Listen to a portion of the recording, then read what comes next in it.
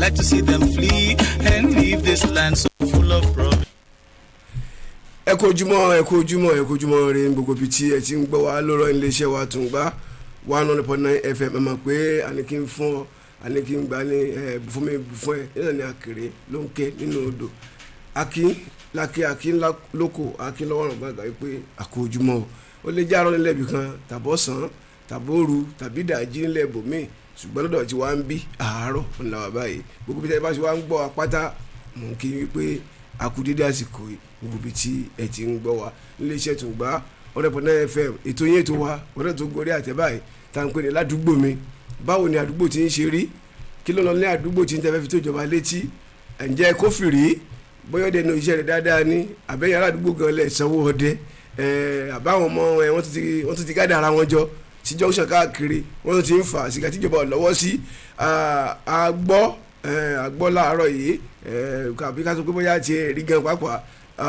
á dárúkọ àwọn agbègbè kan á jẹ́ pé àwọn tó yẹ pé wọ́n jẹ́ gẹ́gẹ́ bí alákòóso lágbègbè ọ̀hún láti já wọn ní kìlọ̀ tó ń pè ní warning torí pé nígbà tó bá ṣẹlẹ̀ kí wọ́n sọ pé wọn ò jẹ́ káwọn ó gbọ́ ni àwọn boys wọ̀nyí wọ́n ń kóra wọn jọ káàkiri junction to junction pàápàá jùlọ níbi tí ọjà bá ti wà bóyá ọjà yẹn ń function bóyá kò function wọ́n ń kóra wọn jọ síbẹ̀ ẹ jọ̀ọ́ ẹ fura o igbó mímu nira yìí láàárọ̀ kùtùkùtù àtàárọ̀ àtọ̀sán àtàlẹ́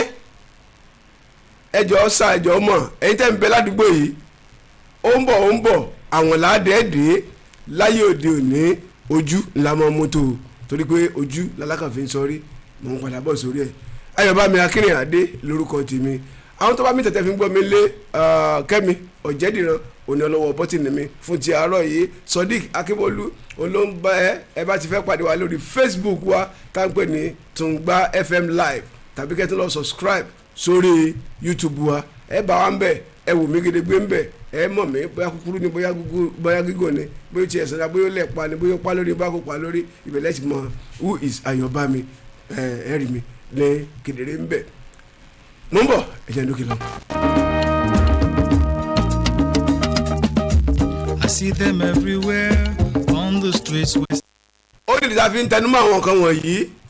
nítorí agbègbè tá à ń gbé ó yẹ ká fura sí o ó yẹ ká fura o ìlú Àgbẹ̀dẹ lápapọ̀ ẹ fura o àwọn ọmọ tẹ́ ẹ̀ rí káàkiri ẹ̀yin náà ti ń rí wọn o ẹ̀ ń rí wọn o kò sí pé bóyá ẹ̀ rí wọn o ẹ̀yin ọkọ̀ ìlú ẹ̀ ń rí wọn o ẹ̀yin elétò ìlú tẹ́jà aláàbò ìlú ẹ̀ ń rí wọn o ẹ̀ mójútó wọn kó tó di pé yóò yíwọ́ o ẹ̀ wọ junction yẹn káàkiri o ẹ̀ wọ àwọn ọjà káàkiri o àwọn abandoned property ilé àkọ́kù tí wọ́n wà lẹ́gbẹ̀gbẹ̀ títí káàkiri ẹ̀ ń rí wọn ń bẹ̀ o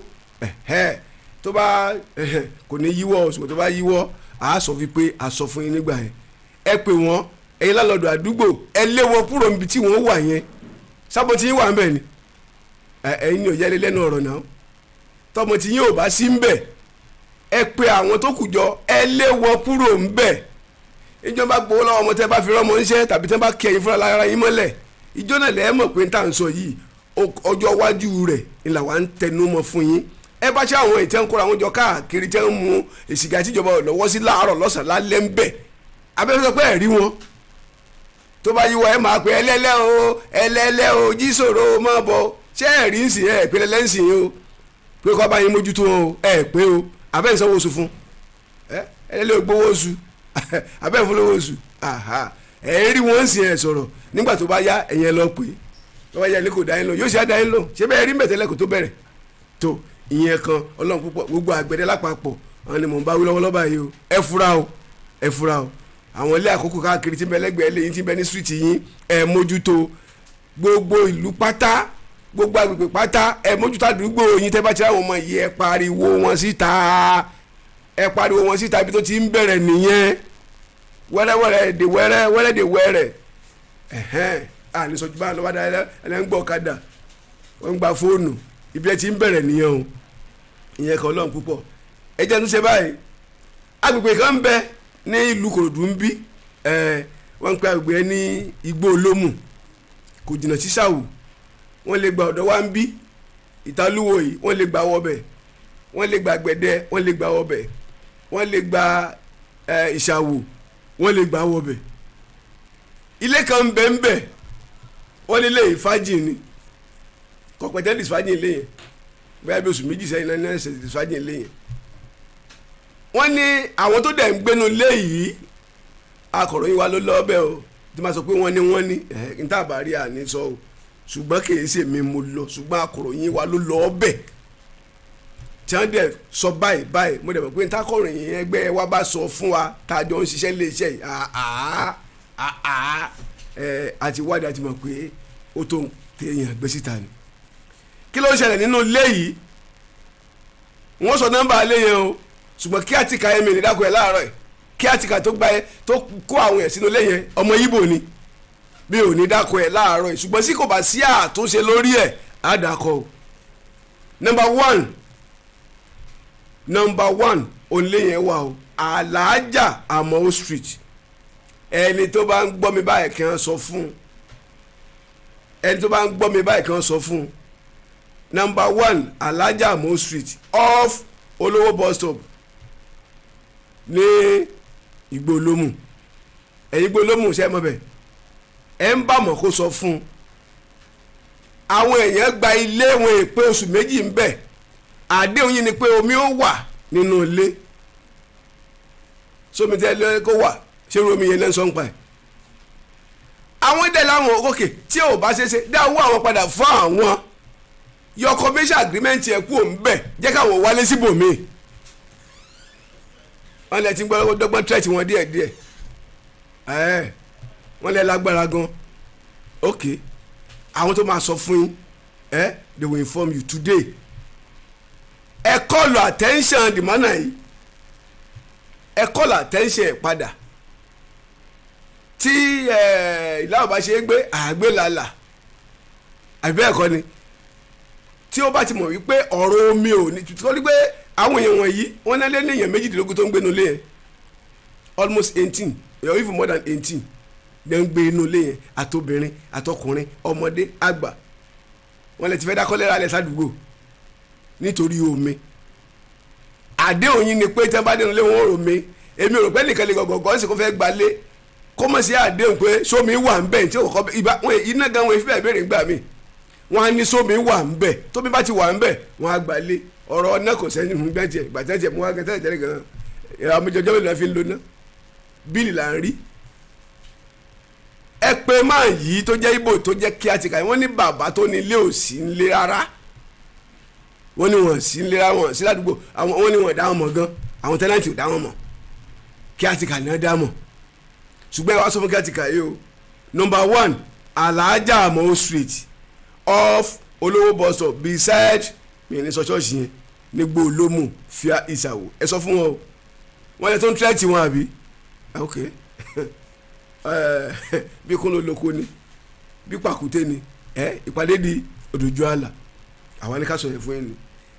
bákan náà àwọn ọ̀nà wa tí wọ́n ń ṣe káàkiri ẹjọ́ abẹ́jọba àpapọ̀ ẹ bá wa mójútó Ọlọ́run á kọ́ yín lọ́wọ́ láti ṣe ní kíákíá ẹ̀yin NEPA ẹ mọ̀ pé oṣù tó lọ yìí àbí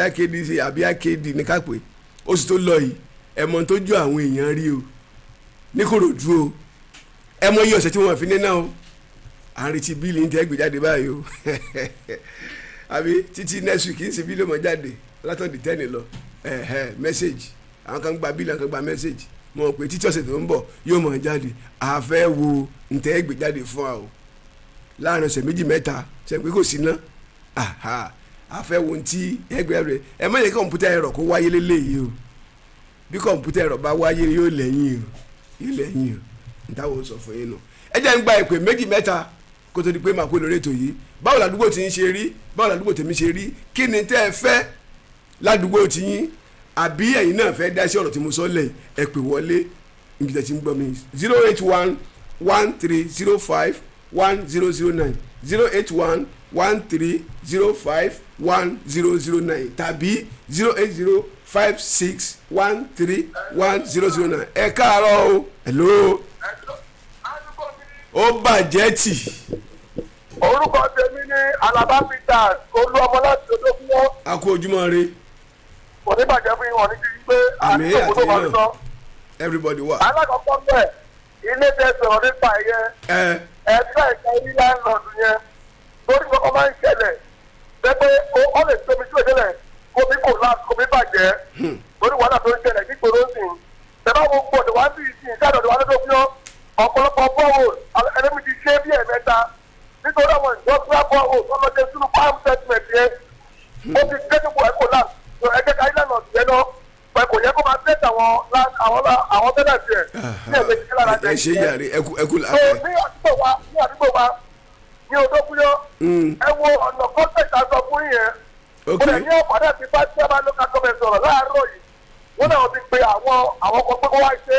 tòlódò fi ẹ ti pọ̀jù kí ni ẹ ti kó ti fọ́ àwọn mọ́tò yẹn tẹ̀lé àwọn bọ́ọ̀sì tó ń gbowó yẹn àti mọ́tò lè máa wọlé ọwọ́ lọ́rọ́ yẹn pẹ̀ wọ́n dà sínú gọ́tà yẹn kí mọ́tò lè máa kọjá bí ẹ̀rí tó bá dẹ̀ ṣe ó máa lọ pa gbogbo ọjà jẹ́ pẹ́pẹ́tà bẹ̀ẹ̀kọ́ ní kó má bàbà jẹ́ mo ti pe jẹ́ bàbá kàwé láàárọ̀ yìí mo tún náà mo ti bá. ok ẹ ṣeun gan ni ẹ ṣe o ládùúgbò mi ò bàjẹ́ tì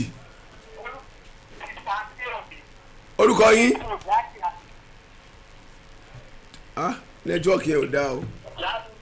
o ò bàjẹ́ tì àmì tọ gbogbo mọ́yà nǹkan láàárọ̀ yìí. ẹ̀rọ mr yorùbá mi ẹ̀rọ ẹ káàárọ̀. ọlọ́run àmà fún yín ṣe ládùúgbò mi à ń bẹ àwọn ìjọba níbi maya bus stop yẹn àwọn ọmọ sukùl ti wọlé nǹkan tó bá lè bá à ń pariwo bẹ yẹn kò jó nǹkan ṣe pẹ̀lú àwọn nọ́ọ̀sì ọ̀gbìn wa tó wà lọ́nà bí láti bá wọn ṣe nǹkan bẹ̀ tí èsì àti tówó la wí sí à ń bẹ̀ wọ́n ni àwọn tó ń ṣiṣẹ́ ń bẹ̀ yẹn wọ́n bá wa kó nǹkan síbi orí títí eruku yìí ṣe pọ̀ jù tọ́lá bá a kó nǹkan lè á dára tówó la wí. ó tún ti rebete tó ẹ jẹ́ ká tó gba ìpè ẹlòmíì wọlé ládùúgbò mi lè tó yé ètò yìí ládùúgbò mi ìpè kan sí ká tó máa lọ láàárọ̀ ẹ̀ hello ó bàjẹ́ tí o. orúkọ mi ìfàtọ́lá wọlé láti ìlú ṣòro. ọgbọ́n yín. wọ́n fún ẹgbẹ́ ọ̀rọ̀ sí àlàbà fúta tó sọ fún mi sí yẹn ibi tí àwọn bọ́ọ̀sì yẹn gan da kíní wéé product yẹn sí lọ́kọ́ náà tó là ń gbà yẹn. àwọn mi yẹn ti ya sí títì kẹ́rì bí bá ti tẹ́lẹ̀ fi ṣòdógún yẹn ni pé ọ̀nà tí wọ́n tó ọ̀sán sọdọ̀jà yẹn kẹ́rọ̀ wa tú ọ̀nà yẹn padà kẹ́rọ̀ ti lè tú ọ̀nà yẹn padà báyìí ṣòdógún yóò ní sí wàhálà tó traffic nǹkan kan wà bẹ́ẹ̀ mọ́. abẹ́yẹ́kẹ́ yìí jẹ́ ẹ̀yin wa local government kí a máa local government kó bá gbé gbèsè lórí ọ̀nà tó kílòsì ládùúgbò mi. ẹ ṣe ẹ wo ẹ má bínú torí àsìkò rébété òun la ní lẹ́yìn abala ládùúgbò mi bó ṣe mọ́ rébété náà la ní kájọ máa mánéjì àjọ mánéjì ara wa náà lè ẹ má jẹ́ kí n gbàgbé àgbè tí mò ń sọ yìí ní Igbólómù ó wà ní under abẹ́ ìjọba àwarawa ń bí táǹpẹ́ ní Ìkòròdú West abẹ́ wọn ní agbègbè yẹn ló wà ẹjọ́ ẹ bá ní sọ fún kíátíkà yẹn pé kó ṣe mẹ̀dọ̀ o kó ṣe mẹ̀dọ̀ o bí iwájú ò bá ṣe lọ ẹ̀yìn ó ṣe padà sí àlejò báyìí lọ ní abala ti ládùúgbò mi láàárọ̀ yìí Ayọ̀bámi Akínrìnàdé lórúkọ tèmi kí n má dúpẹ́ lọ́wọ́ Kẹ́mi Ọ̀jẹ̀dìran tó bá mi tẹ̀tẹ̀ fi ń gbọ́ mi nílé àti ẹnì kejì rẹ̀ tó ń jẹ́ kẹ́ wò mí ní Tungba FM live lórí Facebook wa àti YouTube wa Sodiq Akínbólú ọmọ Akin ẹ pè mí sí ẹ̀rọ ìbánisọ̀rọ̀ yìí 080 59 79 9858 080 59 79 9858 títí ọ̀la tẹ́tí mọ̀ pàdé àwọn akẹgbẹ́ mi lórí àkọ́tún ètò ládùúgbò mi àwọn ètò wa lọ́lọ́kan òjọ̀kan wọ́n ń tẹ̀ síwájú ẹ ṣé tẹ̀ǹtẹ̀ sí wa.